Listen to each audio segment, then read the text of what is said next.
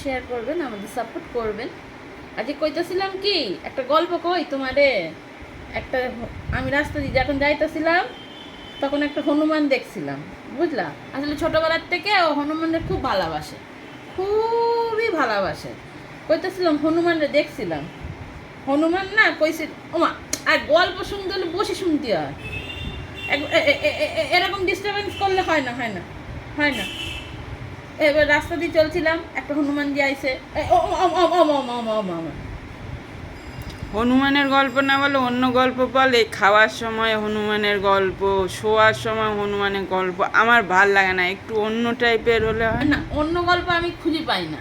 আসলে আমার সমস্ত গল্পে একটা করে হনুমান থায়। কি করুন, কি করুন। ওই জন্য আমার শুনতে ইচ্ছা করে না। রাস্তা আমি দিয়ে মনে যাচ্ছিলাম, একটা হনুমান এসছিল, এসে বললো অরিও কোথায়।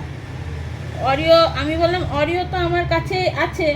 এখন মুখ এইদিকে ঘুরিয়ে কথা বলবো শুনতে, মুখটা এদিকে এদিকে ও না, মুখ শুনবই না। মুখটা এদিকে এদিকে এদিকে মুখটা এদিকে এদিকে কথা। গল্পটা শোনো, গল্পটা আমি বলছি, গল্প বলছি আমি।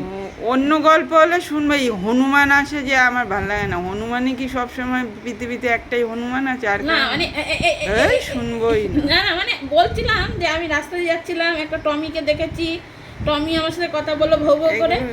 তারপরে হঠাৎ করে একটা হনুমানজি এসে গেল, হনুমানজি এসে বললো অরিও কোথায়।